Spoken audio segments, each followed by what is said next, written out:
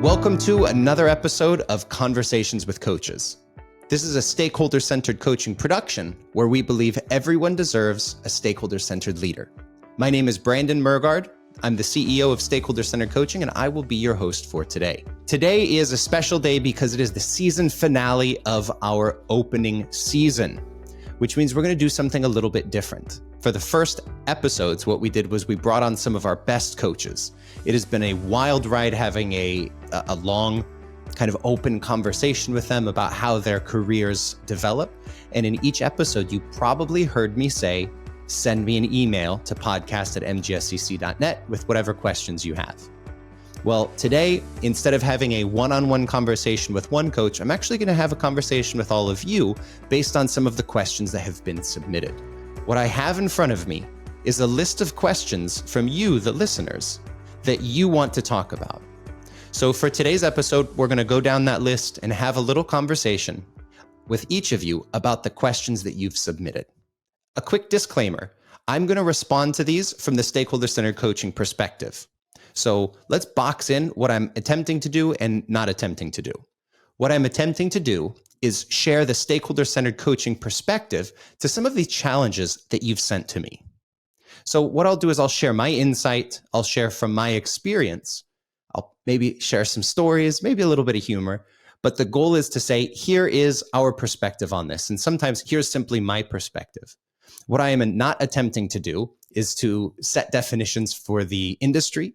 I'm not looking to set rules or say this is the way that things are. I simply want to say, here's how I would approach this. Here's how we would prescribe to our coaches to respond to this particular challenge. And with that frame, I just want to have a conversation about the questions that you've sent in. And some of them are very specific. Some of them are very general. So without further ado, let's get into it. You may agree, you may disagree, but in any case, let's have a conversation about it. That's the purpose of the show. So if you agree or you disagree, leave a comment. Let us know which section resonated with you and your response to it. Good. Without further ado, let's jump into the first question. This first one comes from one of our coaches, Caroline, in the US. Caroline asked, I've been using the Stakeholder-Centered Coaching 360 review process for single executive coaching clients with multiple raters with great success for years.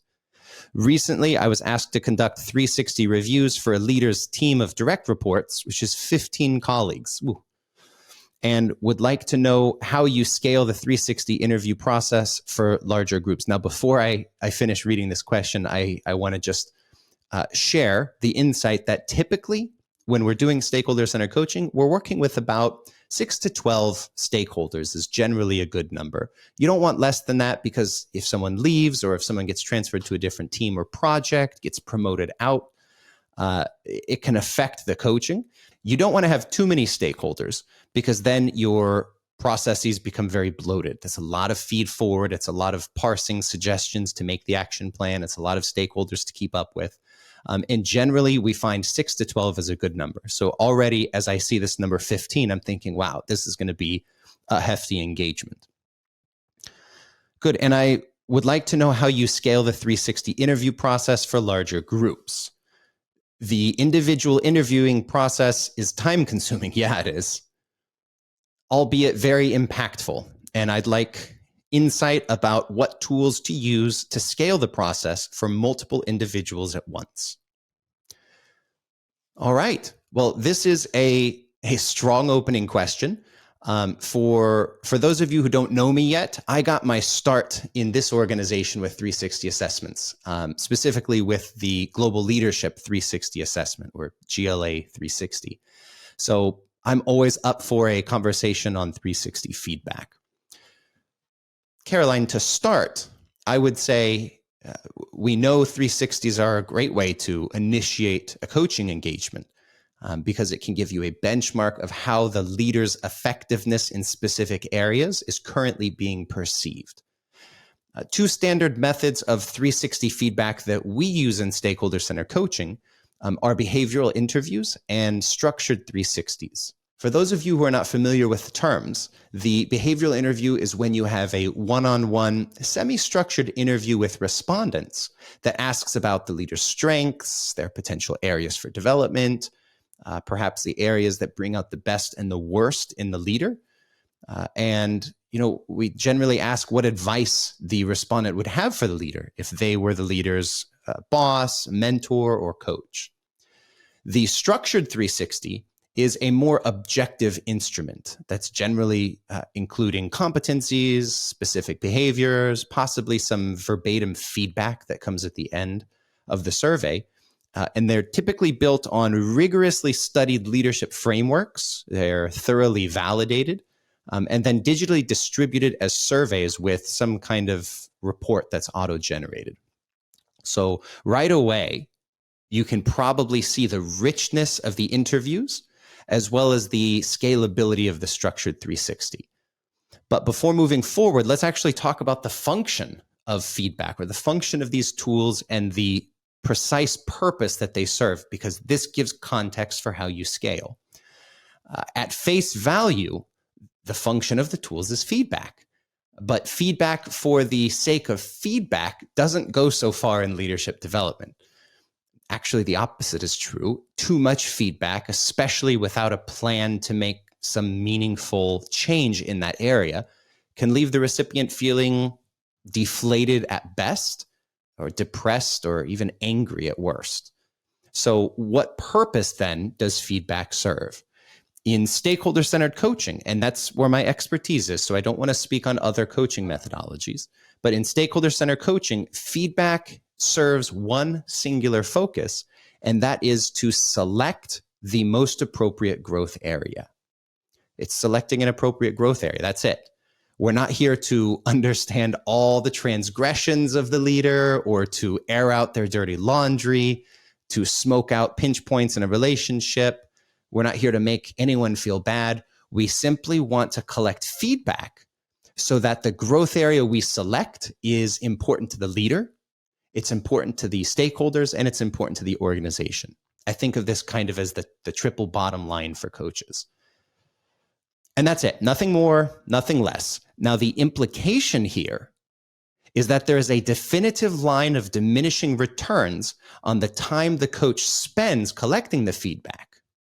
And this particular question is attempting to root out right where that line is, so that you can get rich quality feedback efficiently for the coach and effectively for the leader.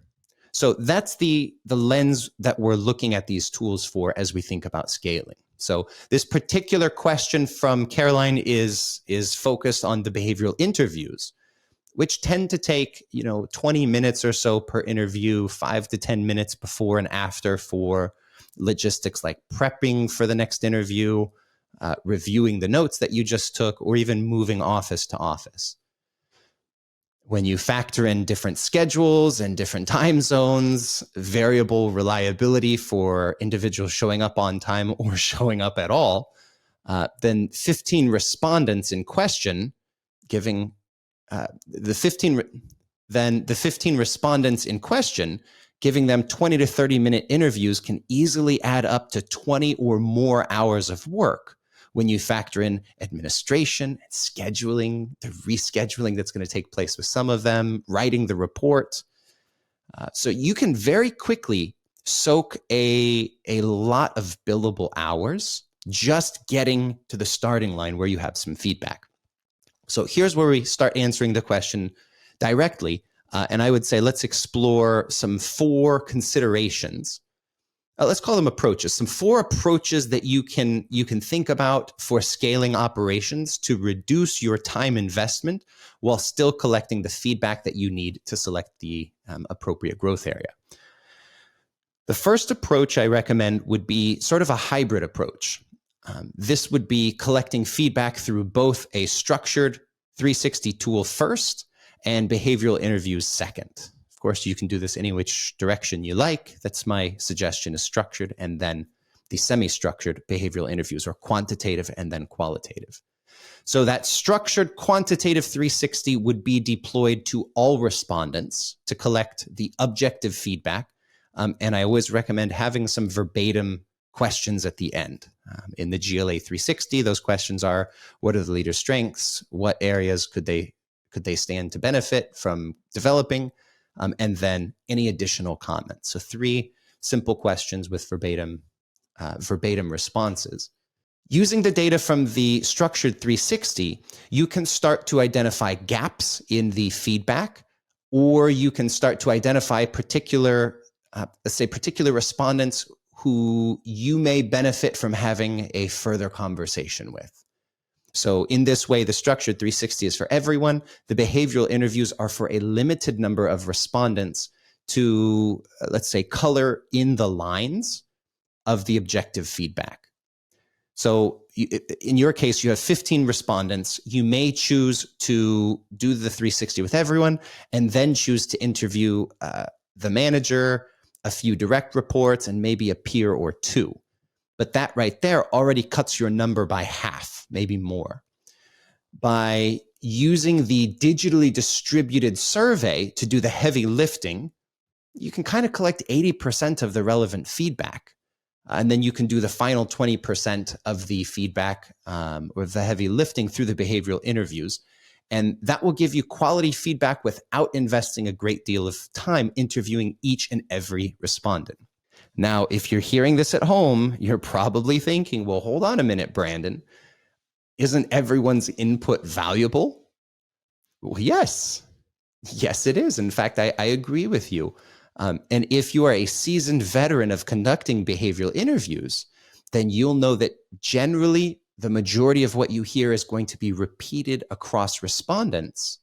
And the most critical insights tend to come from a critical few respondents. So the structured 360 will help you to identify the critical few and spend more time with them while still collecting the information that would be repeated across respondents. Now, your mileage may vary. I'm certainly not saying that you will get 100% of the information 100% of the time with this method, but I will strongly argue that all of the requisite information to effectively and efficiently help a leader to be recognized and acknowledged as more effective by their stakeholders will come from this method.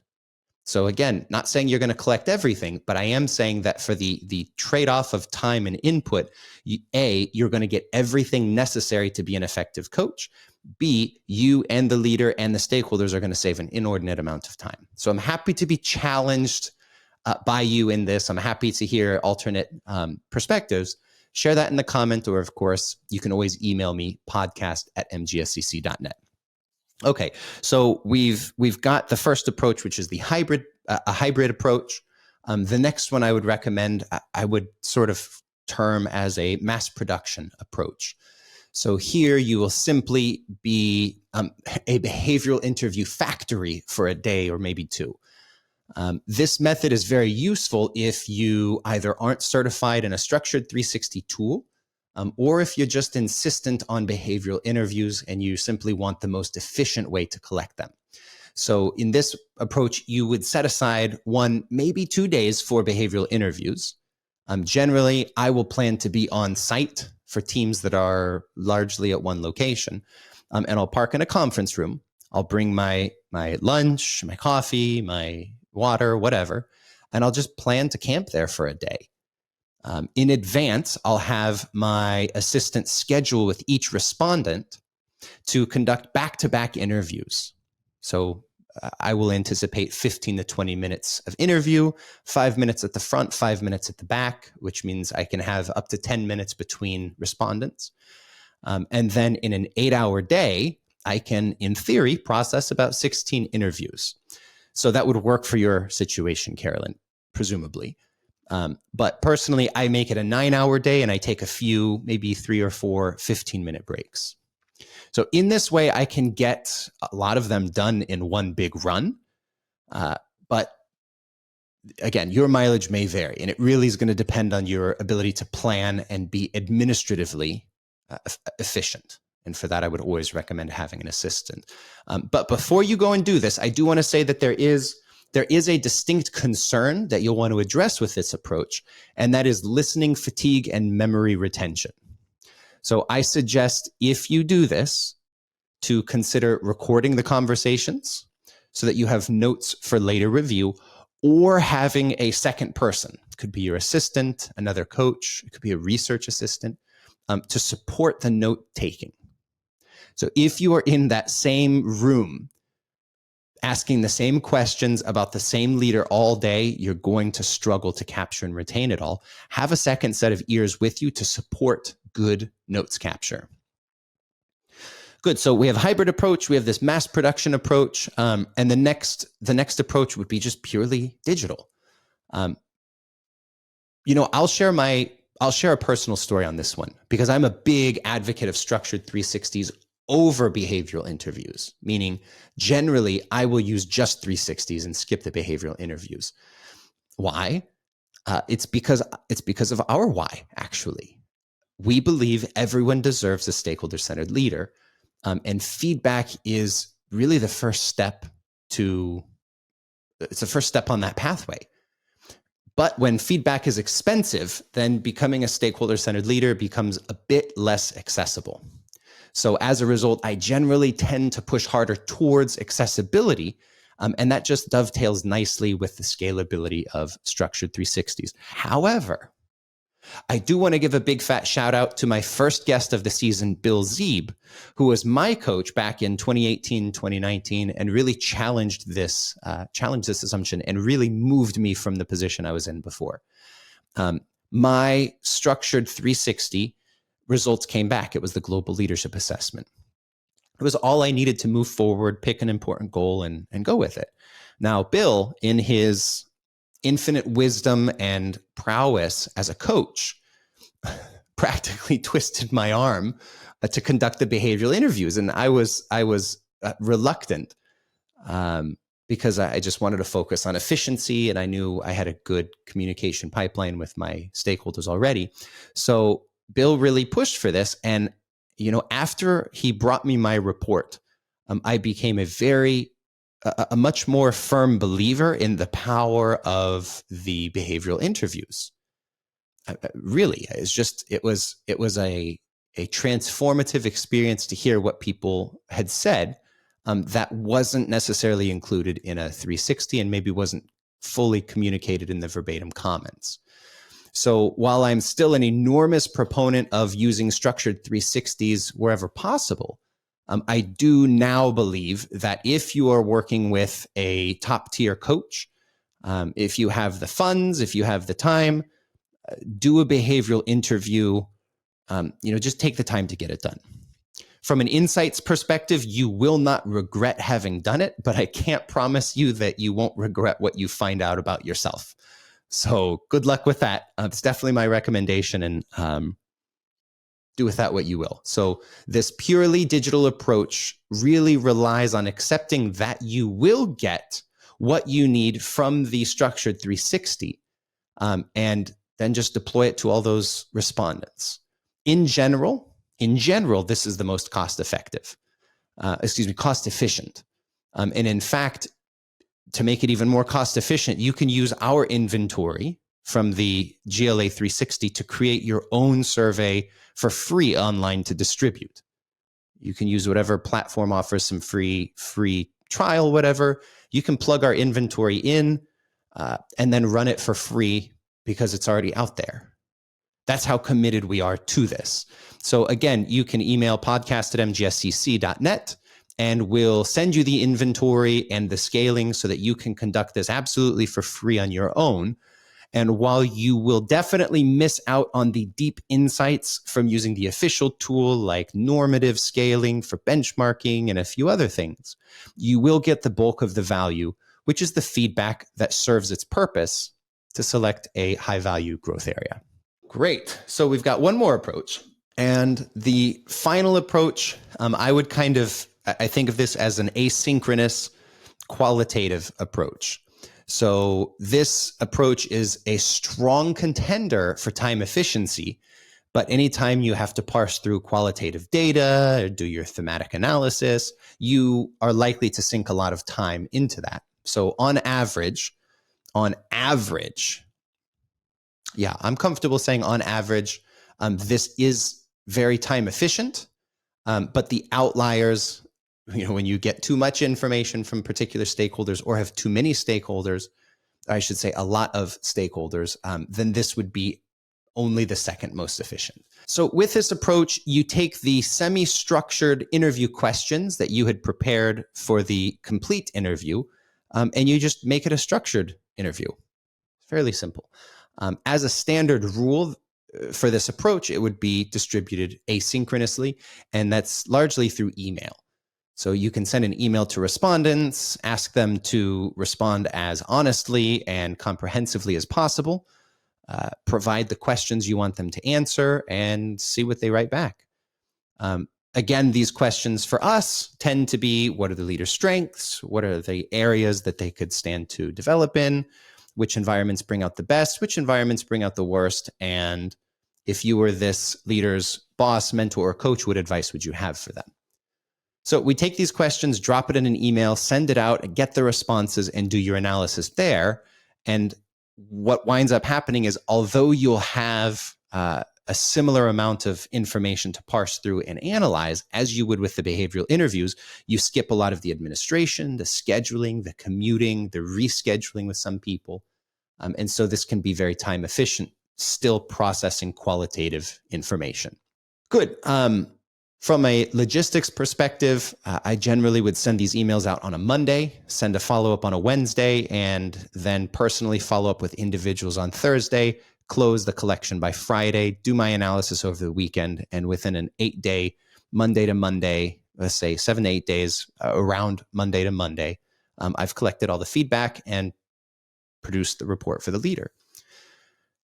Good. So one other way to modify this that I would be remiss not to mention, and this is a little bit more of an advanced technique for the asynchronous collection, would be to train an assistant to do the collection. That would be training them to ask the questions, get clarification on anything that you might need clarification on, take good notes, and then relay all of that information to you. While we don't have any literature currently about how to effectively train your assistant to conduct these interviews, take good notes, and pass it off to you, if it is a topic of interest, leave a comment or send an email, and then we can either do a free training or a free video on the topic. So there it is, Carolyn. You have here's 4 new approaches you can take. You can take a hybrid approach where you'll be leveraging the best of both worlds, of the structured 360 and the qualitative interviews. You can just power through a day of interviews with some well-planned logistics. You could go fully digital, or you can collect qualitative input asynchronously. We believe that any of these approaches is going to give you the data necessary to serve the purpose of feedback, which is to select the best area for focus in the coaching. So, Carolyn, I'd love to know which one you pick and how it goes. And for those of you listening, if you have other suggestions or have tried a method like this, have any specific tips, again, leave a comment, let us know. Ooh, okay, boy, that was a good one, wasn't it? I really liked that first question. I'm going to like all of these questions. I just so enjoy working with our coaches. Okay. Next question. Next question we have comes from one of our coaches, David, in the United Kingdom. Actually, it looks like the next few are coming from David. So thank you, David, for your questions. He's asked, what are the most challenging or difficult behaviors for leaders to change?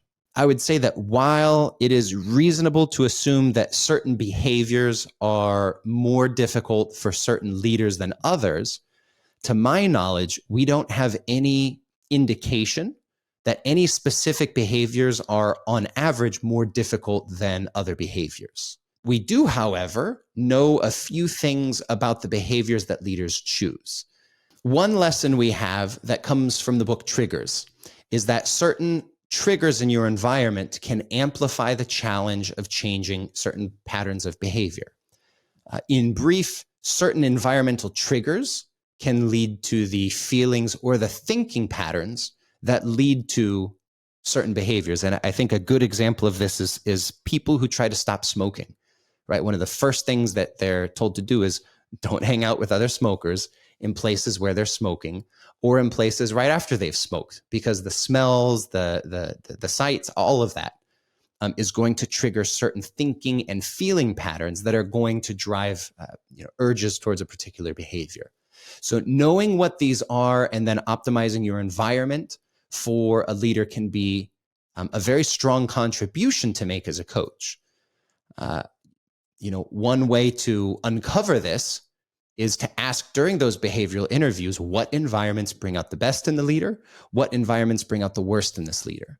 And with this knowledge, you can identify triggers or at least make progress towards identifying triggers and environments that you can then modify or remove to enhance the leader's ability to succeed at their leadership growth areas.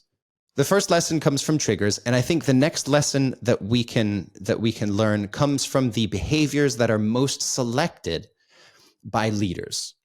So if you're a stakeholder-centered coach, inside of your coach portal, you have a downloadable list of the top 20 leadership goals selected by leaders we've worked with.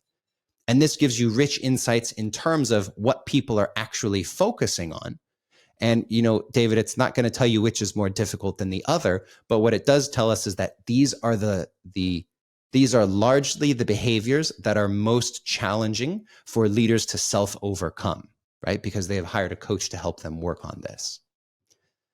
Okay, so we have triggers, we have the most selected growth areas, and I think lastly, we know that regardless of the behavior a leader focuses on, the key ingredient in being recognized and acknowledged as a more effective leader is follow-up. Without following up with stakeholders, the likelihood of success is a coin toss. It's a statistical coin toss. Our largest study to date, with more than 250,000 respondents, show that 95% of leaders who are seen as following up frequently or consistently with their stakeholders about what they're working on, asking for suggestions, sharing their action plan, even if they don't work with a coach at all. 95% of the leaders that are seen as consistently or frequently following up are also recognized and acknowledged as more effective leaders by the key people around them within 12 months. Not only do these numbers not change significantly across cultures, geographies, or even industries, but these numbers go much closer to 100% when you are working with a coach. Now, that 100% number is a bit dubious because there's a strong amount of implicit bias in those studies, but the 95% conclusion did not come from an internal study. It came from working with leaders outside who were not working with a coach. So this had a great deal of research independence. So, the question is, which behaviors are more challenging for leaders than others? And I think the conclusion is that we don't have any indication that anything is more challenging naturally. But what we do know is that certain environments can make certain behaviors more difficult for certain people. That's very specific. We know the behaviors that are most challenging for leaders that they hire a coach for. And we also know that if you are going to change, follow-up is the greatest predictor. Consistency of follow-up is the greatest predictor of being recognized and acknowledged as a more effective leader by your key stakeholders. So regardless of what the behavior is, we know how it can be improved. Ultimately, what we know is perception drives performance, and that's the key for follow-up. Good. So as we move on to the next question, which again also comes from David, I want to say that we have received a wonderful response with questions. All of them won't be included in this interview. I'm told that I only have 90 minutes. And so we'll get through as many as we can here, and then we'll address many of the other ones in individual videos. Okay, so with that, let's come to our next question. How does the stakeholder-centered coaching method help leaders more than any other methodology? Now, rather than aiming to compare the stakeholder-centered coaching process with other available methodologies, I want to start by saying that I think there's far more that unites us as coaches than divides us. There's far more that makes us the same than makes us different. And that's our strength, I believe. Most coaching methods are aimed at the same outcome, right? We're all here for the same thing. We want to make leaders more effective. We want to provide enhanced leadership to the people that follow the leaders. However, each methodology is going to have its own unique propositions to attract the right leaders with the right needs. And so that's what I want to focus on is what are the unique factors that we bring, or the unique factors of our process that aren't better or superior, they're just different than others, that help us attract the right leaders with the right needs. And I will start with the fact that a unique aspect of stakeholder-centered coaching is its outside-in focus. It's the outside-in focus. And the research is very clear on this. You do not think yourself into new ways of behaving. You behave yourself into new ways of thinking. We'll say that again, because I think this is a really important takeaway for everyone. You do not think your way into new behaviors. You behave your way into new thinking. Because of stakeholder-centered coaching's uniquely strong focus on the behaviors people need to see, it is undoubtedly the shortest pathway between the leader of today and the leader of tomorrow. Our process is very similar to consumer research. It's very similar to agile project management. We're working on project U as the leader. Ask people which leadership features they need to see before acknowledging you as a more improved leader. They will give you a list, and then you get to pick. You get to pick. You're in control. Then you tell them, here's the feature or behavior in this metaphor. Here's the feature that I'm willing to focus on. What suggestions do you have for me on how to demonstrate improvement in this area? They're going to give you suggestions. And again, you get to pick which specific actions you're going to take. You tell them, here's what I'm going to do. You do it. You ask them how you did. Then you repeat that cycle throughout your career. It is a continuous improvement process that can last an entire lifetime. So this process takes you from who you are today to who you want to be in the fewest steps possible. That guarantees maximum results for minimum input. That's a pretty attractive value proposition to very important business people. What we find is that leaders who improve in one area tend to also improve in several other areas, practically by accident. So this outside-in approach is uniquely efficient and can be done entirely on the job. It's not done in closed doors, not done behind closed doors. It's not done off-site. It's real-time on the job, asking the most important people how to improve and what they need to see. So that's one aspect. Another unique aspect, I would say, is the rigid focus on stakeholders. We have a very, very relentless focus on stakeholders.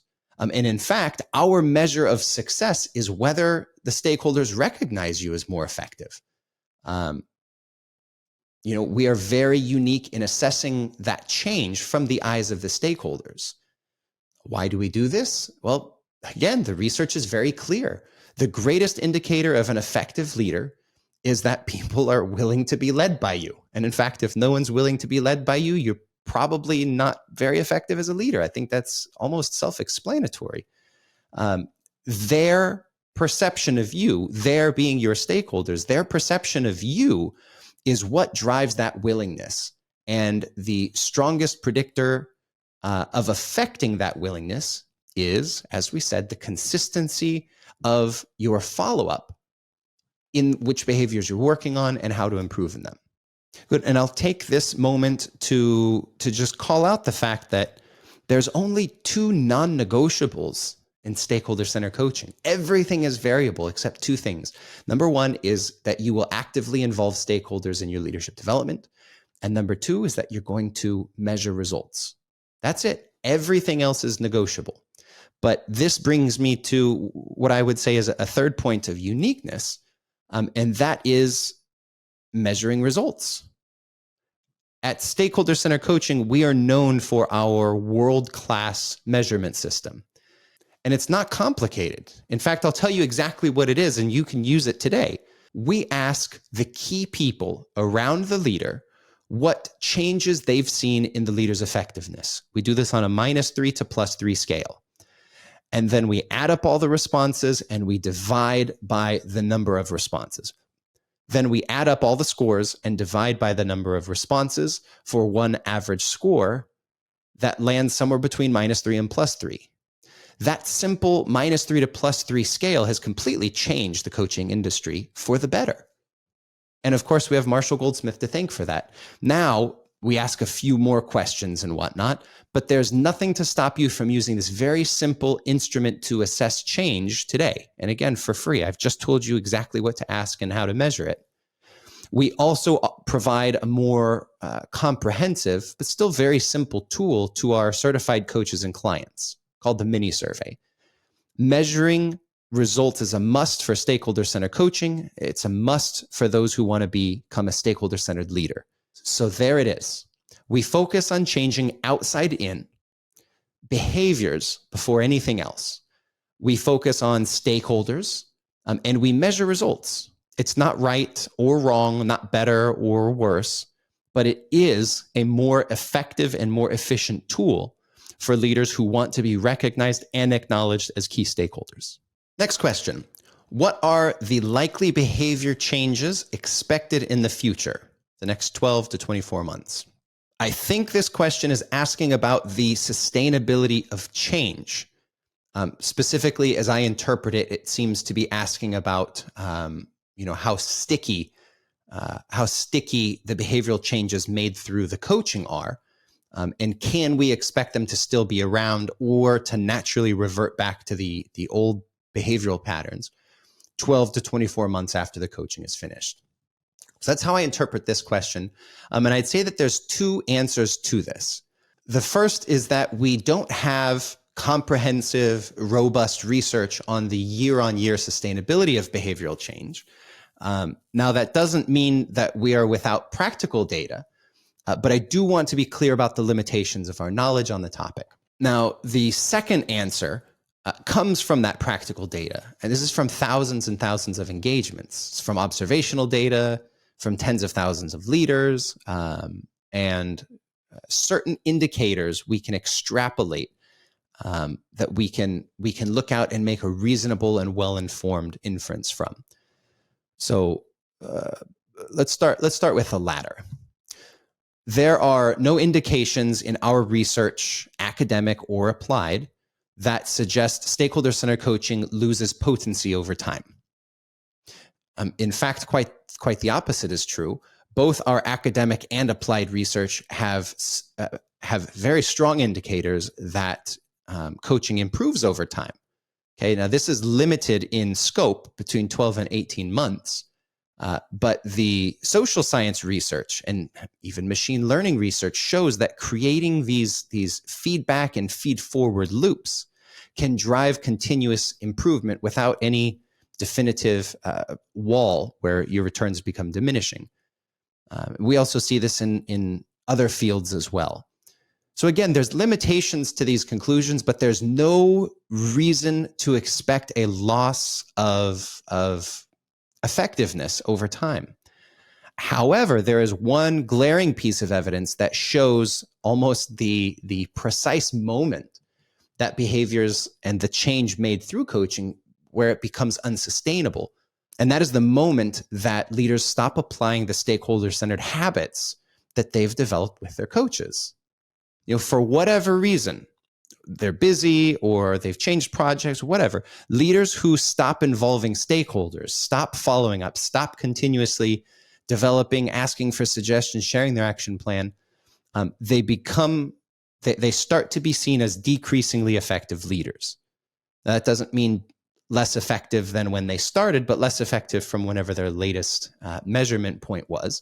And if you're working with one of our coaches, it was probably at 12 months. Yet this, again, has more to do with the change in habits than with anything else. So I think the question then is, what can you do about it as a coach? I have recently become quite a proponent and encouraged many of our coaches to do the same, that when you conclude a coaching engagement, schedule a 6 or even 12-month follow-up mini survey after you've stopped working with the leader. Why? It's because it gives the leader an incentive to keep going after you're gone, or at minimum provides accountability to see whether or not they continued. I include this in my commercial agreement, or I simply give it for free. But one of three things is going to happen. Either the leader receives scores that are neutral, or scores that suggest backsliding, or scores that suggest improvement. So you have neutral, backsliding, and improvement.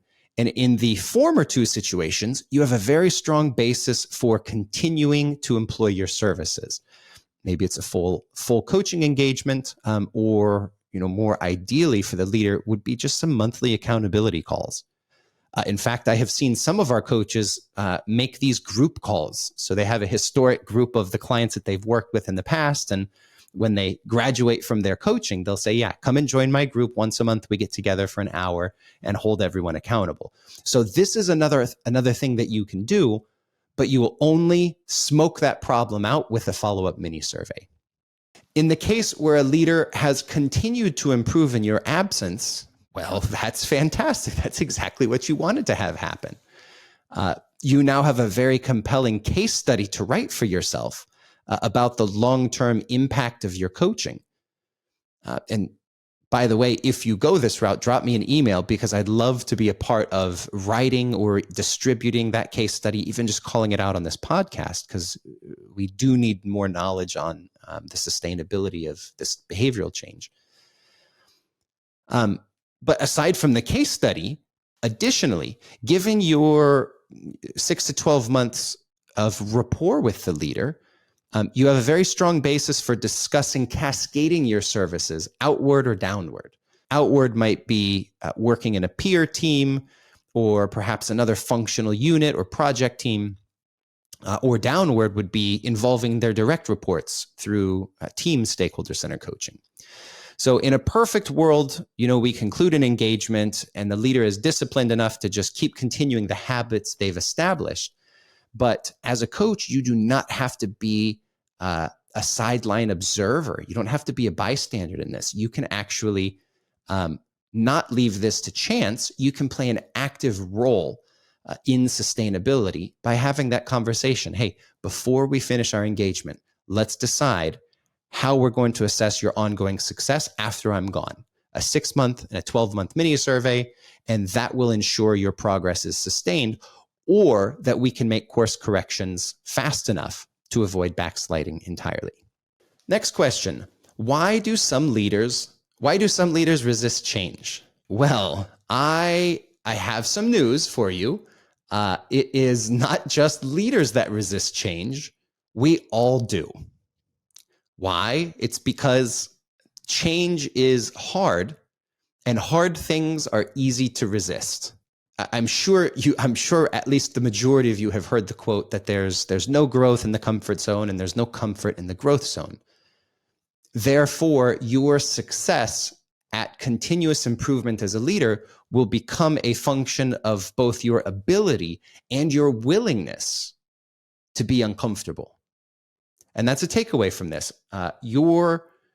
And I encourage you, if you're a coach, share this with your leaders. This is a great first session conversation to have as you explain what they will go through in coaching.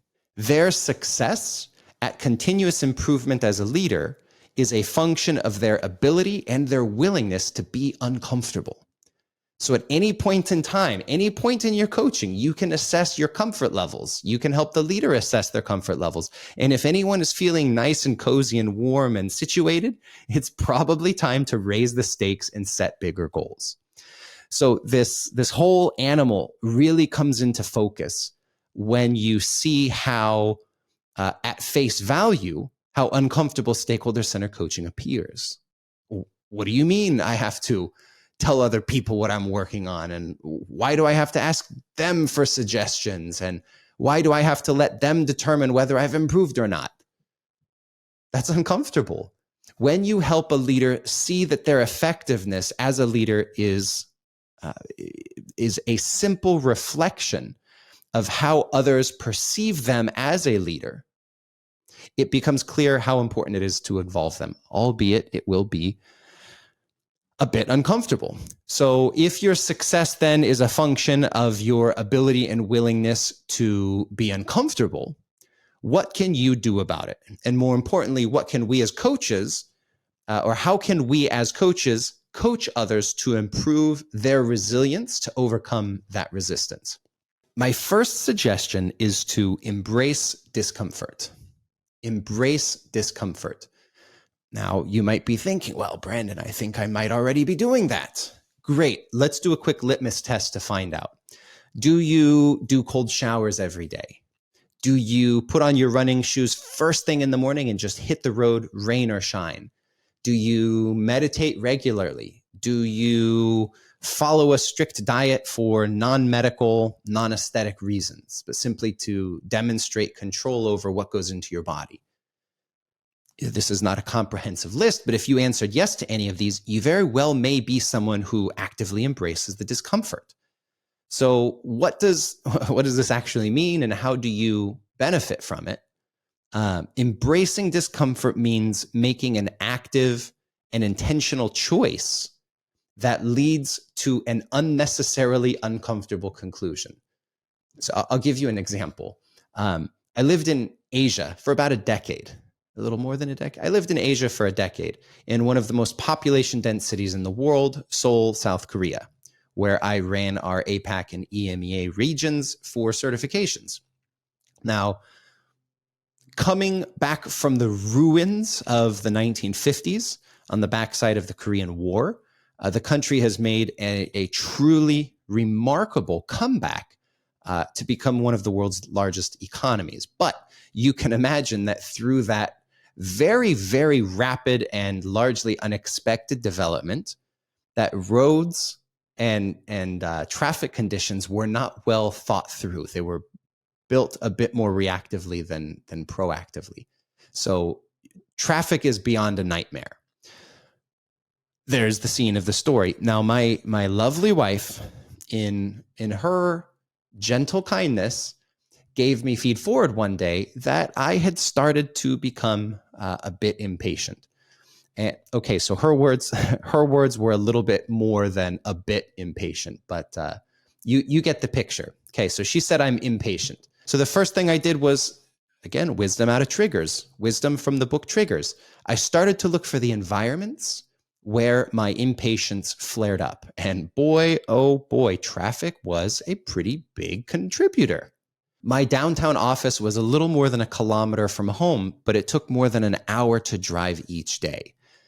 Now, there were a few pinch points in the road where I noticed that my blood would practically start to boil from the other drivers.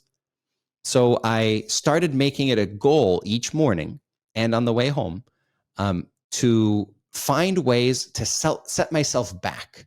I wanted to find ways to increase my drive time. So I would actively look for people who had that driving style. You look at them and you say, they're going to cut me off, and I know it. I would look for that, and I would tap the brakes and give them a chance to come over. I would encourage them to cut me off. Where I had the option at a traffic light, I would take I would stand in drive in the longer line, knowing that it's going to increase my time very marginally. But I would do whatever I could to slow myself down and combat my growing impatience. Okay. Ooh, it's tough to even think about. Now, the first few weeks, as you can imagine, were quite a battle. If you looked at any of my in-cab dash cam footage, you would see what looks like a lunatic talking to himself, kind of like David Goggins does on his runs. But the neck and the words were not kind. They were not kind. They were very frustrating towards myself.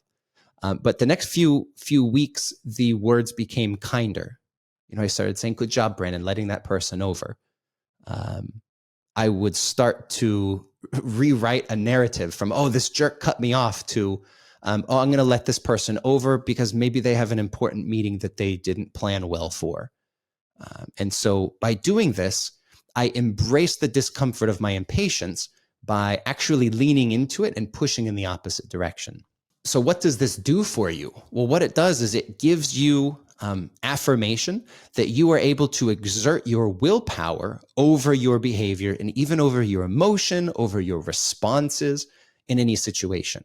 So by taking small, deliberate steps to embrace discomfort, you build sort of like calluses on your hands, right? You just get stronger and more resilient when in this low stake environment, so that when the stakes are high, you're able to be in control. So if you are a leader and you wanted to embrace discomfort, the first thing to do is to identify the area where you're uncomfortable that needs to be addressed. Perhaps you are short fused when talking with direct reports. Okay, next, identify any specific triggers that you can. Such as Elliot. Oh, Elliot. He always catches you just on your way out to lunch and distracts you with his long personal stories. You know, one way to embrace this discomfort might be to actually go out of your way to schedule a once a week coffee break with Elliot and actually listen to their stories with curiosity. Maybe it's to intentionally ask Elliot about their weekend before it was offered unsolicited to you. In any case, find an area to address, identify triggers that are going to flare that discomfort, and then lean into it. This builds resiliency while still putting you in the driver's seat of your development. Now, this is just one way. Another approach that you may take would be to not make it about you. This is especially effective if you're like me, or indeed like many coaches, who are natural servants and prefer to serve than to be served. So with this, you're going to employ some humility by making growth about others. Your input to this growth journey is explicitly to serve others. These people are called your stakeholders, and like it or not, they play just as crucial of a role in your leadership effectiveness as you do. Wrap your head around that. Your stakeholders play almost as crucial a role as you do in your leadership development, because they ultimately decide whether or not you have improved. So keep a list of those stakeholders handy. This is one suggestion. Keep that handy throughout your day, and look to them as your North Star. If you're a coach and you're coaching a leader who needs to make leadership development about others, consider doing a business case, which we cover in phase 1 of the coaching. You can always go back and look at the training videos to see how we do that explicitly. Personally, I do a comprehensive business case in phase 1 of coaching, always. It's a key activity for me. And we'll ask questions like, when you get better at this growth area, what benefits come from it? And then we make a very comprehensive list, and we try to identify benefits that you as the leader get, benefits your stakeholders get, or benefits that the whole organization will get. And we make this as comprehensive as possible, which is generally 20 to 30 benefits on a sheet of paper. Each day, I will encourage the leader to just pick one benefit. Just pick one benefit. I might send their assistant a list of a Word document with 20 to 30 pages, and have them just put a different page on their desk each day with one benefit per page, one sheet on their desk each day, and then meditate on that throughout the day. Right? You don't need to sit down and close your eyes and sing Kumbaya, but look at it when you sit down, look at it when you get up, look at it before you go into your meetings, carry it around with you, and keep at the forefront of your mind the fact that you are doing this for the sake of others, and that others are watching you, others are getting benefits from this. So again, this is very helpful if you are someone who prefers serving others more than serving yourself, or getting served yourself. In doing this approach, your North Star is focused on serving with love and empathy. This is going to drive stakeholder-centeredness, and for some people, it's going to give the necessary motivation to make meaningful change and sustain it for the long term. Good. I think the last thing, and this is almost a canned response for coaches, is to ask for help.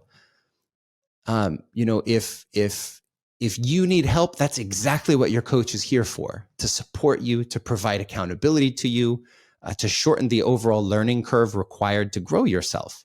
Your stakeholders are there as well, right? We call them stakeholders because by definition, they hold a stake in your success.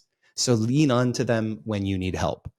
But I would say overall, the reality is that change is hard and easy things are hard to resist. So don't go at it alone. Get help.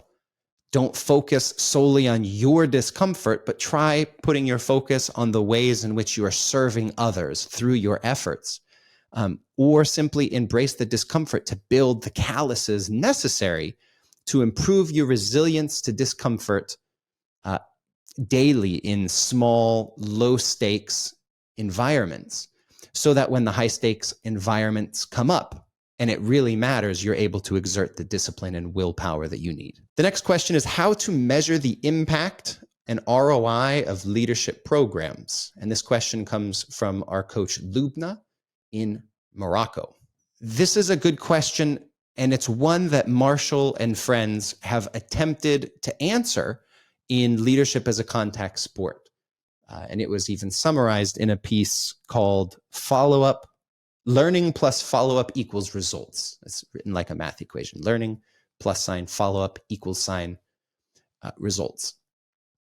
If you want a copy, you can search it on Google. You can just drop me an email and we'll get it to you. podcast@mgscc.net. So the question they began with was whether or not leadership programs have a lasting impact. And that context is that companies at this time are spending billions on leadership programs. And they asked a particular buyer of these programs, do these actually work? Do you know what impact comes from this? And they said, you know what, Marshall, we don't. And in typical Marshall fashion, he said, we're going to find out. Let's do some math. Let's find the answers to this. So they began by teaching, around 11,000 leaders or so how to improve their leadership effectiveness in a leadership program. After 12 months, we surveyed those leaders as stakeholders to ask what changes they had seen in the leader's behavior over the past year on that -3 to +3 scale. This is about behavioral effectiveness. -3 would be much less effective. 0 is no change. +3 is much more effective. Good. And we also asked to what degree or with what consistency did the leader follow up with them on their goal and solicit input for improvement. So with the results in hand, we grouped the results according to the degree of follow-up and put the -3 to +3 scale of perceived change in leadership behavior on one axis and the number of leaders who received each score on the other axis. Again, all of this data is visualized in the Leadership as a Contact Sport report, which you can get online or drop an email and we'll get it to you. But something very, very interesting happened. The first conclusion that leapt off the page is that leaders who are seen as consistently following up with their stakeholders were overwhelmingly perceived as more effective leaders. In fact, 95% of those who consistently followed up received positive scores on average. That's enormous. If you are an HR buyer of leadership programs, you cannot get a better ROI than that. 1 in 20, only 1 in 20 people that you put into a leadership program, those who are consistently following up, only 1 in 20 isn't going to be recognized as more effective. And bear in mind, these people weren't, the inclusion criteria was not working with a coach. That wasn't a piece of inclusion criteria. This was self-implementation. Again, those numbers go up considerably when you add in a coach to the equation. So that's one conclusion. Those who follow up are seen as more effective.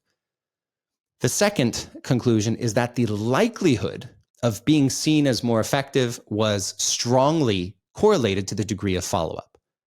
When you put all the data together and you look at from not following up all the way up to following up consistently, and you look at the scores, there is a very strong correlation between consistent follow-up, between degree of follow-up, and perceived changes in leadership development.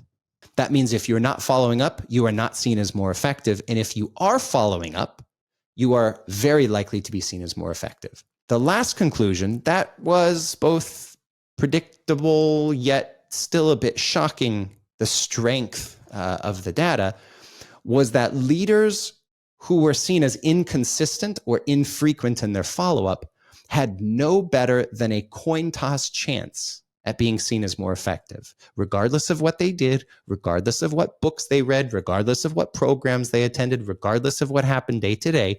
Those who were seen as inconsistently following up or infrequently following up had a coin toss chance at being seen as more effective. Wow, that is a big conclusion. So again, if you are an HR or a sponsor or buyer of coaching, you know that it's an expensive proposition. Why would you want to leave the ROI of that investment to chance when, by using stakeholder-centered coaching, you have a statistically significant chance to get overwhelmingly high ROI? So how do we use this learning to effectively measure leadership development programs? Well, for programs that intend to affect behavior, a good way to measure this is to ask employees who stand to benefit from that leader's improvement from the program if they have actually seen a meaningful change in their behavior. So rather than relying on simple measures of did you enjoy the program and what were your key takeaways and do you feel like a better leader as a result of the program, try following up in 3 or 6 or even 12 months to see what change has actually taken place. Again, you can use the theory from our mini survey tool. You can use our tool, but you don't have to. You can take the theory and create this for free yourself. What changes have you seen in the leader's effectiveness in the area of blank, delegation, communication, whatever their goal is? -3, much less effective. 0, no change. +3, much more effective. That's your question. That's your scale. And now you can actually measure how much change has actually taken place. So the next logical question is, what if the leadership development program doesn't aim to directly affect behavior? You may have a program that teaches values or that affects internal beliefs or limiting mindsets. Perhaps it teaches behaviors that just aren't so visible, such as private practice behaviors like meditation before having a difficult meeting. For these cases, I would reference the work of our friend Alan Mulally, who was former CEO of Boeing during the 9/11 attacks, and the CEO of Ford, who brought them from the brink of bankruptcy to profitability by raising the stock value 1,800% in a short time. And he says leaders must act with honesty. They must live with honesty, which he defines as alignment between a leader's values, their beliefs, and their behaviors. But he cautions that in an organization and in any interpersonal relationship, the only one that is visible is behaviors. You don't see values. You don't see beliefs. You see how they're manifested in behaviors. So in your organization, that's what you have to measure. So if you're running a program that doesn't directly target visible behaviors, such as affecting mindsets, what you can do is deconstruct the desired leadership outcome of the new mindsets and attempt to measure those. So, for example, let's say that you're facilitating a leadership retreat where executives learn to, ride horses as a team. There's a team building activity and they learn to ride horses. Okay, there's something internal and innate that happens when you touch animals or pet animals, and it changes your biochemistry, blah, blah, blah. So you're running a program like this. It's not directly affecting behaviors, but it is attempting to do something that should eventually affect the way that they behave at work. You can define what new teamwork behaviors should be established as a result of your program, and then ask the team in 12 months what changes they've seen in the other people in their teams' ability to exhibit those behaviors. Again, this is what we do, so don't go at it alone. Drop me an email and we can help you or the organization implement these wonderfully simple tools to measure the effectiveness of your program and demonstrate ROI from it. Okay, next question. This comes from Gopal in India. Gopal writes, corporate leaders are struggling and worried about retaining talented team members. Any tips and ideas we can provide will be useful and valuable to them. Good corporate leaders are struggling and worried about retaining talented team members. What ideas or tips can we provide that would be useful and valuable to them? This is absolutely true. The war for talent is on, and retaining the best employees is critical for long-term success, especially in businesses that tend to hire coaches, which is where people are the production units. Okay, the market is rife with examples of this, especially in the tech world right now. But there are some interesting things companies are doing to retain great talent, and providing coaching is a pretty big one. Right? In the past, we think of coaching as fixing fatal problems. Coaches were brought in to turn the jerk into a saint, or to turn the steamroller into something more constructive. Pun intended. Sorry for the dad jokes. It's what I do. Overall, coaching was kind of a last resort before firing. And that's why you still hear coaches using the term coaching intervention, and why you'll hear me consistently rally against the very term, because it suggests that we are there to fix poor performers rather than to fortify the best from the best. So with that, we see numerous examples in the US where companies are employing coaches to upskill their top talent.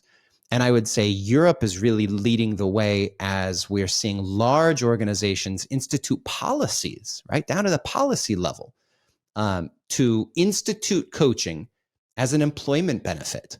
And in doing so, they're driving coaching further down into their talent pool to ensure that they are primed by the time their high potentials are at the top of their field. So, the thing about this is that when you tell a leader, or when an organization tells a leader, you're important and that's why you have a coach, that sends a very particular message. When the CEO has a coach and the senior directors also have a coach, it's another very powerful message. But when there's just one or two people with a coach, and these one or two people happen to have some pretty visible derailing behaviors, that sends an entirely different message. So choose your messages well. Make coaching into a retention mechanism to reinforce the message that the best are the ones who have coaches because they are worth investing in. So this is one retention mechanism, and I think another one worth talking about is professional development. And I think this goes back to the age-old and infamous Richard Branson quote, to train people well enough that they can leave and treat them well enough that they don't want to. From personal experience, I can point out companies that do a great job marrying executive coaching with functional training. And together they use this to create a very effective talent pipeline with exceptional retention.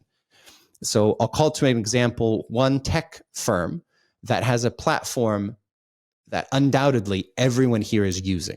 Everyone here who's listening to this right now is using it, because if you have any interest in this field, you're almost guaranteed on it. What they do is they provide one of their global teams with 3 levels of training. The first is classroom learning on functional development. So this is raw functional training, hard skills training to get everyone performing on the same page.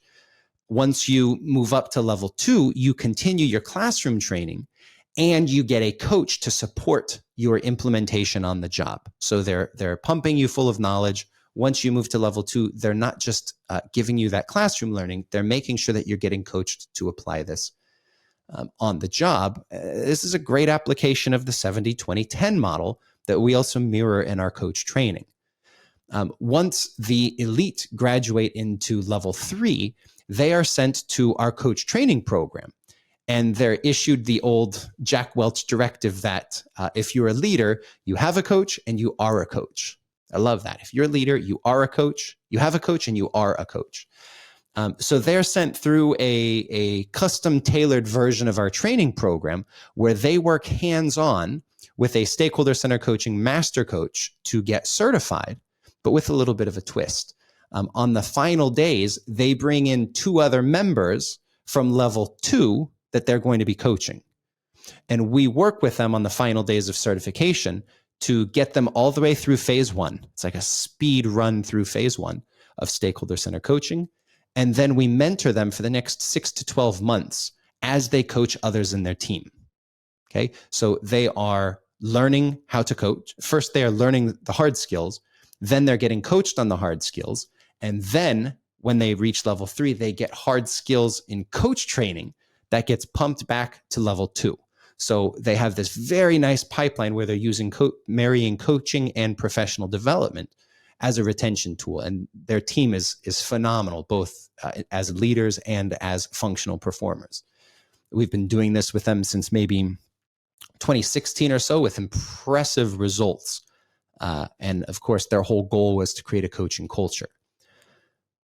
You know, my 2 answers were both around coaching, but you know, that's what I do. And you knew that before asking the question. So now we can ask ourselves, what do we do with this information? How do we make this actionable? And let's take this by, you know, depending on who you are. So if you are an organization who understands the competitive value of coaching, I would say consider cooking this into your internal training systems. Those at the highest level of your training should be taught a structured coaching methodology and be paired with 1 or 2 other high potentials to be coached, right? So they're getting functional exposure by a higher level senior performer. They're also getting leadership skills, softer skills being measurably improved at the same time. So this will not only sharpen the senior leaders' coaching abilities, but it'll also provide internal coaching for your leaders of the future. And it reinforces the importance of coaching to the key people in your organization. So that's what you can do if you're an organization. But let's say that you are a leader. If you're a leader being coached in a structured coaching methodology like stakeholder-centered coaching, consider learning it for yourself. I mean, you can learn this in real time with your coach. You don't need to be certified to apply the principles of this or the process. So consider learning it yourself. Consider sharing that skill with a couple individuals in your own leadership pipeline. You know, of course, this is great benefit for both of you, and you can provide visibility on your efforts and your outcomes with the managers to create internal visibility for yourself. I was working with a client just this week where the president, we're working at the N-1 level. The president came along and said, I keep hearing this. I keep seeing it. I want to be more involved in this. And so I told the HR sponsor, hey, let's meet up every month. Let's meet up for 30 minutes, 15 minutes. I'll tell you what I'm seeing. Of course, there's no breach in confidentiality in what we're discussing. I'll tell you what I'm seeing. You tell me what you're seeing. And then you can write a report and send it to the president. Oh boy, this is great. It gets everybody involved and creates great, deep symbiosis for everyone. We're going to benefit by having our name in the emails going to the president. I'm going to benefit by building great rapport with the HR sponsor. The leaders are going to benefit by having their efforts relayed to the president, and the coaches of the leaders are going to benefit by being the people enacting those changes. It's a complete no-brainer. So if you're a leader and you're doing this internally, write that report once a month, send it to your superiors and say, hey, just so you know, here's what I'm doing above and beyond my role. So this is a great way to enhance your leadership brand with key decision makers about the trajectory of your career. Okay, so we talked organization, we talked leader. Now let's talk coach. So I would say finally, if you are a stakeholder-centered coach and you are you're working with a client or organization who wants to improve the retention of their top talent, consider bolting on the idea of transferability into the engagement. If you're working with them for 12 months, aim to ritualize stakeholder-centered coaching processes by month 6 and spend the final months focusing on leader as coach, where the leader themselves slowly takes on a coaching role with key people in their team. And I'll unpack that because that's quite a bit to throw down on the table and move on from. If I'm coaching a leader on delegation, just for an easy pick, and that's all they're focused on, they're highly ambitious, I would say, hey, for 6 months, we are going to institute these processes. You're going to be so good at them that you don't need me to remind you. You're just going to be on the ball doing it. If we hit that mark by month 6 and have positive growth in that area, we'll add a new growth area on top of it, which is leader as coach. So after 6 months, bring in a key person from their team and coach the leader on coaching their coachee, whoever that is, the key person in their team. So this, again, makes you very stakeholder-centered coach, makes you very stakeholder-centered, and it helps the leader start to become a coach themselves. You do not have to be certified to use the process of telling people what you're going to work on, getting suggestions, sharing an action plan, and measuring the results. You need to be certified to use any of the tools or trademarks or even any of our proprietary tools to do that, but you don't have to have them to develop. Okay, I'm going to add one more as a bonus.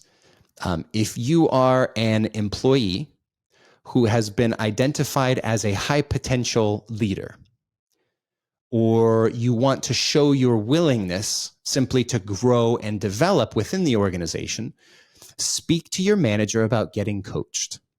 In the worst case, they say no, and you've still shown your eagerness to improve. And in the best case, you're going to receive one of the most powerful support systems of your career. Next question. Various companies and organizations are now developing their own behavioral competency stacks. How would stakeholder-centered coaching align with these? It may mean the SCC system having the ability to tweak some of the parameters on which it is done. Okay, good. And this question comes from Shantanu in India. Thanks for the question, Shantanu. I'd say, looking at the question, let's first talk about the parameters of stakeholder-centered coaching, and then how the methodology natively connects to any behavioral competency stack, because remember, stakeholder-centered coaching is procedural by nature, which means it is agnostic to the behavioral inputs, just that they are behavioral. That's the primary inclusion criteria. They're behavioral and they're visible, I suppose. Stakeholder-centered coaching has just 2 parameters that are non-negotiable. Number 1, you will involve stakeholders. And number 2, you will measure results. Everything else is variable. So there's no tweaking that needs to be done. Of course, there are nuances and suggestions, such as the characteristics required to be an effective leader and a good coaching client, or the behavioral coaching skills employed, and so on. But you see that there's a near infinite amount of flexibility in the system, despite its appearance of rigidity.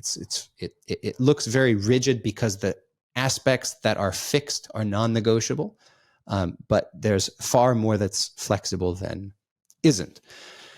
So, how does this connect to behavioral competency stacks, and what is this word I've used natively? What I mean is that stakeholder-centered coaching doesn't aim to affect any one behavior or type of behavior. Right? It doesn't give suggestions for how to get better. It simply gives prescriptions for how to find out how to get better, or the most effective way to find out how to be better. So this isn't a crash course in effective communication, and now as a stakeholder-centered coach, you're an expert on communication. No, it makes the assertion that the answers to your behavioral bottlenecks are already in existence within your leadership ecosystem. So what stakeholder-centered coaching does is, hey, I will build a bridge between the knowledge that's already existing and you. Your job then is to turn that back around and apply it. So you can just as easily work on executive decision-making as you can on being a better parent or spouse or neighbor. As long as you're focused on behaviors and how they affect stakeholders, you're good to go. So I use the word native, kind of the way that a tech application natively connects to another.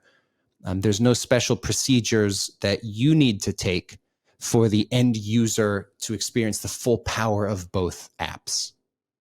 In other words, whatever the competency stack is, stakeholder-centered coaching is going to naturally plug in. Okay, so when an organization has their own behavioral stack, and I hope that they do, your job as a stakeholder-centered coach is to help the leader identify which behaviors should receive the focus of coaching.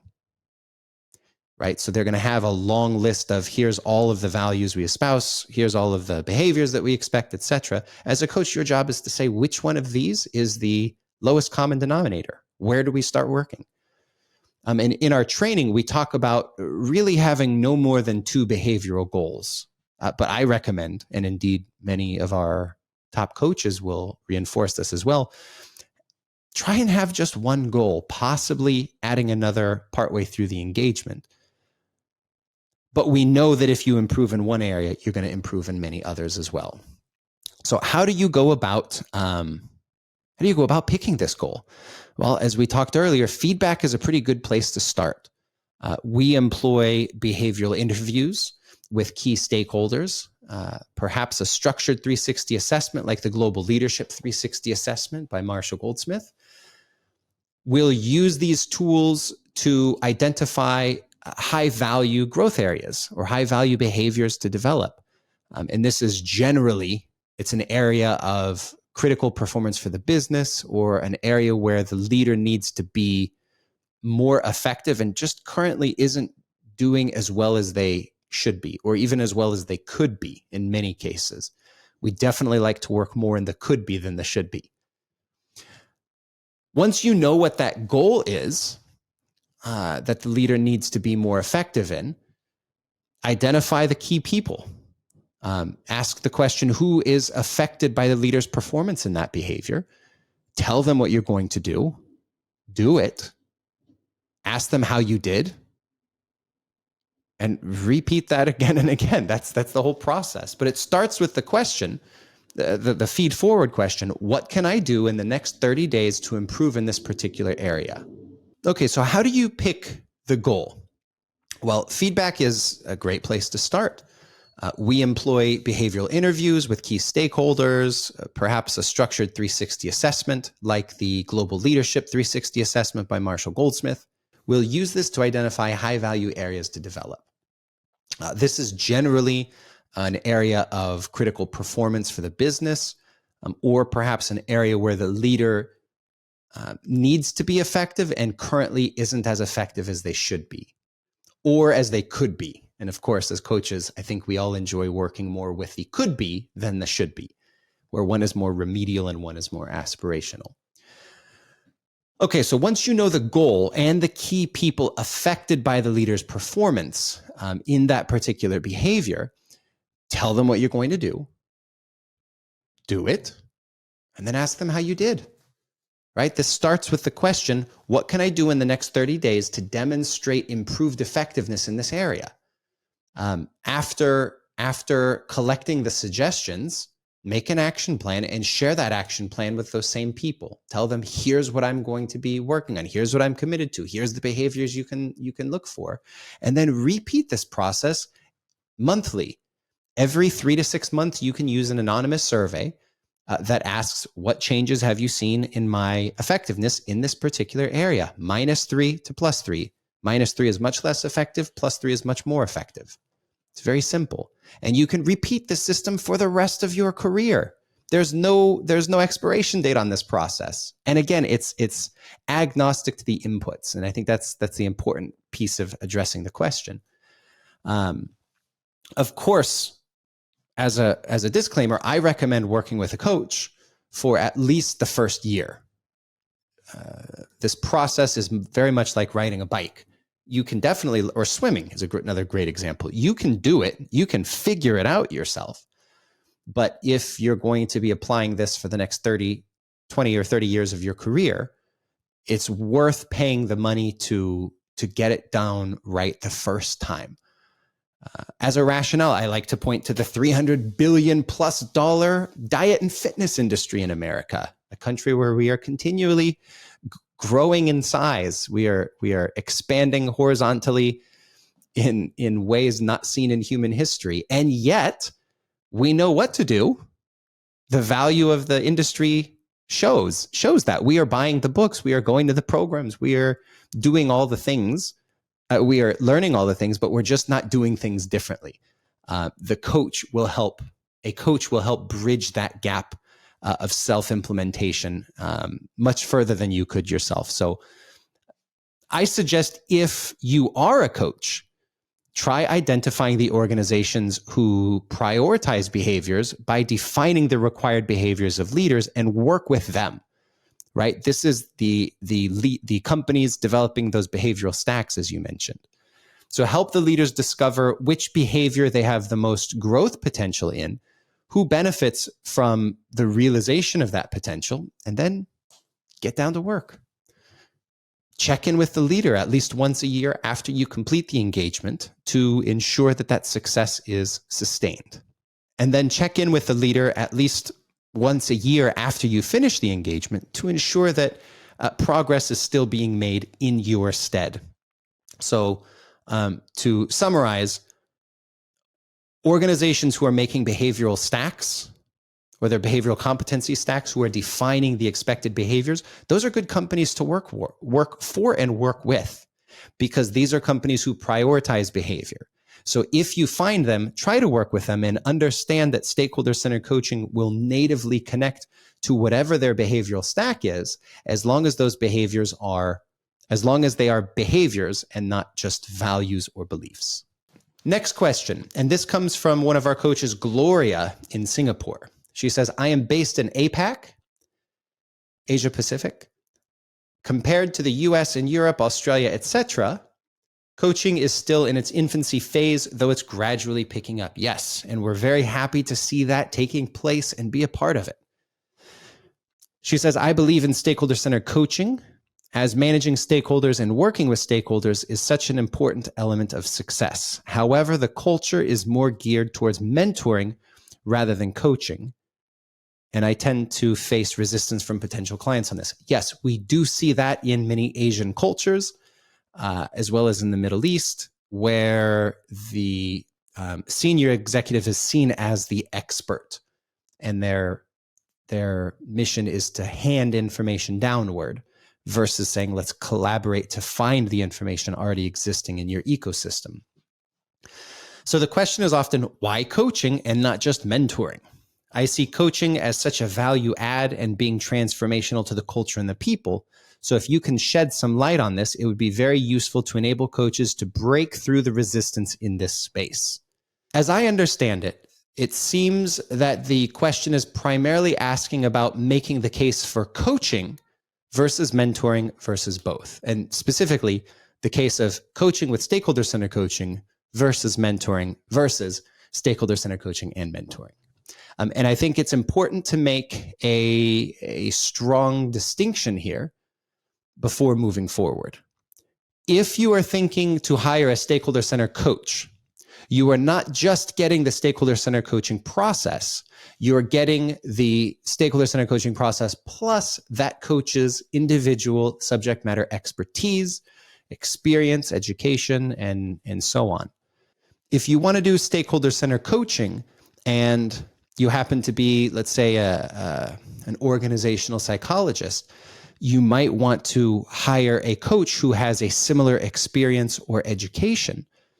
You'll wind up speaking a similar language right out of the gates. They'll understand your POV a bit easier. They'll understand your point of view easier. They may even have experienced personally some of the pressures that you're under. If you want someone with a consulting background or someone who can help you with public speaking, or perhaps a coach with psychotherapy training who can straddle the services of coaching and psychotherapy at once. Pick the right coach with that background. So with that in mind, that you're not just getting a process, you're getting access to that coach's subject matter expertise, I would contend that by and far, mentoring is cooked into the coaching, regardless of which coach you work with. Therefore, I'll address the question more as why bolt on stakeholder-centered coaching to mentoring, without further discussion, why stakeholder-centered coaching instead of mentoring. I don't think that we have the process, but I think that implementing the process also requires some degree of mentoring if you're working with a coach. If you're working inside and someone is internally coaching you with stakeholder-centered coaching, you might just get the process. I think this really comes down to the aim of mentoring. And we talked a little bit about this earlier with how to measure program effectiveness when your program does not intend to directly affect behaviors. And the answer is to intellectually go a few steps further. Ask, what is the desired outcome of mentoring? If the outcome is, I want this person to have a nice, warm, fuzzy relationship, great. Your measures are highly subjective and unique to each engagement. There's nothing wrong with that. In fact, a lot of people, at least in my exposure to the mentoring research as it overlaps with coaching, is that by and large, people who get mentored self-report great changes as a result. However, we also said leaders must live with honesty, where honesty is the alignment between your values, your behaviors, and your beliefs. But the only ones we can see are behaviors. So if mentoring is an attempt to modify or reinforce values to enhance one's self-belief or certain beliefs about their contributions to the company, then by definition, some observable behavioral change must take place for it to be visible. And that's where stakeholder-centered coaching shines. So I have seen organizations use mentoring to prime high potentials for higher leadership positions down the line. As an organization, your eyes should be on the tangible outcomes from those mentoring conversations, namely the behavioral changes that come as a result of the mentoring. Stakeholder-centered coaching, in this case, refines the focus of those behaviors and provides accountability for them, to ensure that it happens, to ensure that they are not just taking place, but they're also seen. So let me say it this way. Stakeholder-centered coaching is undisputed as the shortest path between the behaviors of today and the behaviors of tomorrow. No question about it. The research is very clear about this. You do not think your way into new behaviors. You behave your way into new thinking. So where stakeholder-centered coaching ensures compliance of the correct behaviors, mentoring reinforces the internal dialogue about those behaviors. And it can help shorten the internalized learning curve about why those behaviors should remain sticky. Now, since it is a coach who is asking the question, I'm going to suppose that this conversation is generally taking place before being contracted as a coach. And so I will address how you have this conversation, or how I have this conversation with a potential client. When they ask me, why not just do mentoring? I'll affirm the curiosity and ask them to explain it to me. Hey, what about mentoring do you see as potentially effective? Typically, the answer is the relationship, the transfer of perspective, the exposure to a senior person in the organization, sharing the experience, the safety of having a guide, etc. And I'll say, And how do you know when you've achieved those? And by the way, since the leader's spending a lot of their time on this, how will others know when it was achieved? And by asking this visibility question, it forces them to think not just about the individual, but how the transformation the individual goes through interacts with the environment around the individual. more often than not, they will either point to a behavioral change that they want to see take place, or they just haven't thought that far. In either case, I can ask, hey, how measurable should the outcome of mentoring be? How measurable should those new behaviors be? How visible should they be? How much do you want to know that it's occurred or not occurred? No one says, yeah, I don't think we really need to know. No one says, I don't think it should be measurable. And this is where I present stakeholder-centered coaching as a simple method for providing accountability for the behavior and measurement change. I assure them that stakeholder-centered coaching can be done concurrently with the mentoring, and that stakeholder-centered coaching will simply provide accountability for action as a result of the mentoring.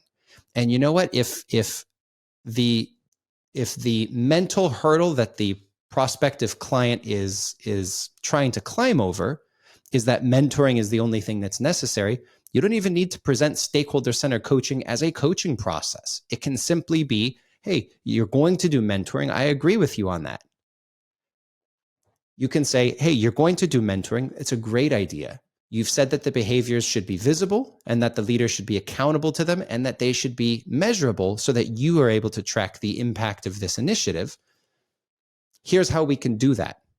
When the mentor and the leader meet together, they're going to pick something to work on. They're going to ask for suggestions, make an action plan, share it, follow up regularly for feed forward, and measure the results. That's it. So tell me more about the mentoring. And now the conversation can be more focused on what they want. By the way, if you are a mentor and want to make your services more measurable, more concrete, and justify the impact that you are having, the tangible impact, consider stakeholder-centered coaching, or consider adopting some of the tools that we employ to measure that impact for yourself. In summary, mentoring is a great way to encourage leaders to improve and to shorten the learning curve for deeper professional success. However, it is the behaviors that drive success, not the beliefs about them, not the internal dialogue about them, and not how much you ascribe to a set of values. It's the behaviors. So if mentoring is a consideration, allow it to work inside out and let stakeholder-centered coaching work outside in. Next question comes from Amit in India. He asks, is leadership language changing these days? And is the impact of 360 assessments still valuable as far as stakeholder-centered coaching is concerned? Leadership language is constantly in motion. The best companies in the world know that uncovering the tiniest edge in leadership competitiveness can provide a significant amount of competitive advantage with huge ROI on R&D into the concepts and theories being investigated. So I would say it is constantly in motion, and as a result, coaches should do their best to stay one step ahead. My hope is that a significant contribution our 5,000 strong coaching network can contribute to is research and data to both expand the global focus of leadership, as well as improve the lives of the leaders and those who follow them. As for the severity of 360 assessments still holding value, absolutely, perhaps even more so now than ever before. Remember, 360s are simply a feedback tool to collect input from the people around the leader. This was important at the inception of management theory, and it continues to grow in focus as tools continue to develop efficiency of time and costs. So I don't suppose that this will decrease anytime soon. As it relates to stakeholder-centered coaching, I would say an increasingly large focus is being placed on feed forward. Why is that? It's because successful leaders want to be able to influence the future. They want to be in control of their destiny. And generally speaking, they have an unflappable sense of optimism about their ability to do so. Feedback focuses on a past you can't change, where feed forward focuses on a future that you can. So since you're writing for my insights, I will share with you how I recommend pairing 360s with feed forward. A 360 or any feedback tool in general is a great way to create a benchmark for coaching. It's going to give you a full view of the leader's strengths and areas to develop, the environments that bring out the best and worst in them, and it will collect general suggestions for the leader to be more effective. I recommend using this information to identify a clear target of a high value area for development. My litmus test for this is what I think of as the coach's triple bottom line. And that is a behavior or area that is important to the leader, important to the stakeholders, and important to the business or the organization. When you have this degree of alignment of the interests for the people you serve, you can make a compelling case for change, whether that's a psychological case, an emotional case, or a business case. The case can be compelling. If you recall, Amit, in our coach training program, I think it was you and I that was in the same breakout room together to learn that process of crafting the business case for change. And this is exactly what it's pointed at. Once you know the area, identify the people who have line of sight on that behavior and a vested interest in the change. This is generally 6 to 12 people that we call stakeholders. It's your direct reports, a few peers, and a manager or two. Thank everyone for providing input. Tell them what you learned, which is, I'm seen as effective in a couple of these areas, and I also have a few areas that I want to develop, and that's these ones. Tell them your goal, ask for everyone's input on how to get better, and then stop. From here on out, no more feedback, with the exception of a 6 and 12-month mini survey. From here on out, it's feed forward the rest of the way. Every month, go back to those stakeholders and say, how do I improve in this area? Or how do I demonstrate improvement in this area in the next 30 days? What would you notice as being different if I were more effective in this area? There's no magic to how you ask, but it needs to be focused on the future and it needs to be focused on visible behaviors. And, this is going to give you a future that you are in control of changing. So I'm going to use that input to build an action plan and communicate that to the stakeholders to create visibility of the changes they should expect to see and that I'm committing to. Every quarter or every half year, deploy a mini survey, and that's going to ask a few questions, the most important of which is, what changes have you seen in my effectiveness in this particular area? By using this approach, you can completely escape the negative feelings of feedback while still keeping the leader in the driver's seat of their destiny. So I would say 360s are not just important in the past, but they will continue to be important as they become more accessible through time efficiency and cost efficiency. And as far as stakeholder-centered coaching goes, we use a little bit of feedback and a whole lot of feed forward. As we reach the end of an incredible Season 1 journey, we couldn't be more grateful for the amazing guests who made this possible. It's been an enlightening and an inspiring ride, and we owe it all to you. As we wrap up this season, it's not goodbye, it's a see you later. We're excited to announce that we're already gearing up for an even more exciting and insightful Season 2. If you have questions you'd like to ask, if there's a coach you'd like to hear interviewed, drop us an email at podcast@mgscc.net. If you're interested in learning more about our training program, go to mgscc.net/sample course to get instant access to our course, Foundations of Stakeholder-Centered Coaching, where you can learn the founding principles of our coaching methodology at no cost to you. Season 2 is just around the corner. More compelling stories, more brilliant minds, and more profound discussions await. Subscribe to our podcast, hit that notification bell, and join us on this exciting journey.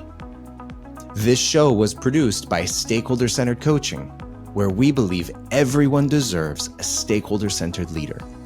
Until next time, keep exploring, keep growing, and keep making a positive impact on the world. Thank you for joining us on Conversations with Coaches.